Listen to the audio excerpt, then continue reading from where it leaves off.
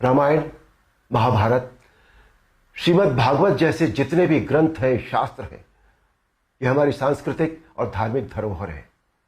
यह हमारी संस्कृति है, यह हमारी जड़ है। सारी मानव सभ्यता के लिए यह नींव के समान है और न तो नींव को हिलाया जा सकता है और न ही जड़ को बदला जा सकता है। नींव या जड़ से किसी भी तरह का खिलवाड़, किसी भी तरह की छेड़छाड़ बिल्कुल भी ठीक नहीं है। हमें इन शास्त्रों से संस्कार मिलते हैं, जीवन का आधार मिलता है। ये धरोहर ही हमें जीने की कला सिखाती है। हमारी संस्कृति विश्व की सबसे प्राचीन संस्कृति है। हमारी हर पीढ़ी इसे युगों युगों से आत्मसात करती आ रही है, जिसका सबसे बड़ा एग्जाम्पल है 2.5 साल पहले जब कोरोना आया था, तो कोरोना ने लोगों की धार्मिक भावनाओं को तब से लेकर आज तक और भी प्रबल कर दिया है। हमारी धार्मिक परंपराओं और मान्यताओं को और अधिक पुष्ट किया है इस महामारी ने। टीवी पर जब धारावाहिक रामायण प्रसारित हुई थी कोरोना के दौरान, तो रामायण ने एक विश्व रिकॉर्ड बनाया। आप सब जानते हैं, हम सब जानते हैं, ये एक बहुत बड़ा संकेत है हमारी मान्यताओं और परंपराओं की प्रामाणिकता का। इस बार यानी 2020 में रामायण आज की युवा पीढ़ी ने भी देखी और 35 साल पहले बनी रामायण को पूरी श्रद्धा और आस्था से देखा, समझा और आत्मसात किया। आज जो बेहिसाब लोग मुझसे मिलते हैं, उनमें सबसे ज्यादा संख्या टीनेजर्स की होती है। दोस्तों, 500 साल के संघर्ष, अथक प्रयत्न और जद्दोजहद के बाद, न जाने कितना रक्त बहाने के बाद हमें राम मंदिर के पक्ष में निर्णय मिला और वहां एक भव्य मंदिर का निर्माण हो रहा है, जो 2024 तक पूरा भी हो जाएगा। अप्रिशिएट करने वाली बात यह है कि मंदिर को भव्यता देने के साथ साथ उसकी आत्मा और मौलिकता को ज्यों का त्यों रखकर यह मंदिर बन रहा है। हमें अपनी सभी सांस्कृतिक और धार्मिक धरोहरों और मान्यताओं को जैसी वो है वैसी ही बनाए रखना चाहिए।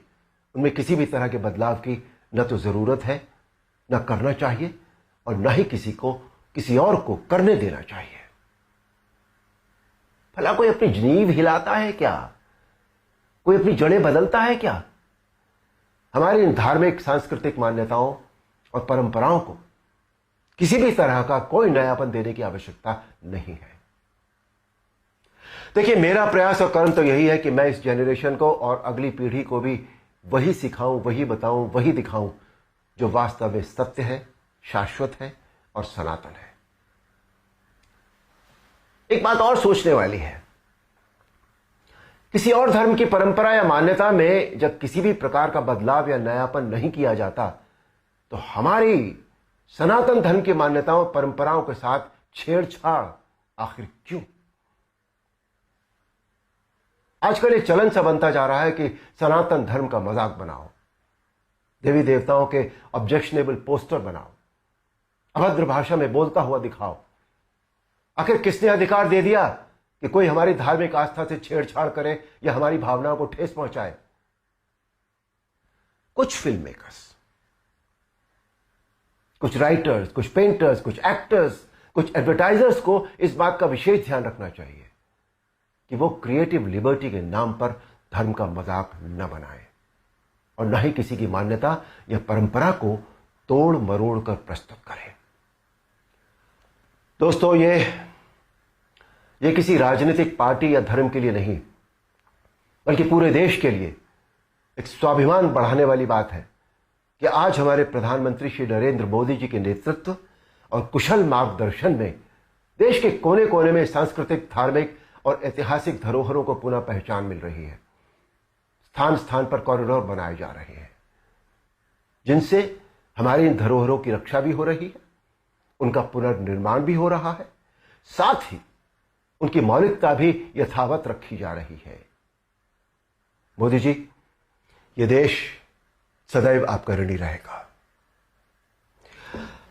मेरा अनुरोध है आप सबसे कि आप सब पूरी सक्रियता और जागरूकता के साथ अपनी अमूल्य सांस्कृतिक, धार्मिक मान्यताओं और धरोहरों को सहेज कर संभाले रखने का संकल्प करें और दूसरों को भी इसके लिए प्रेरित करें। धन्यवाद। नमस्कार।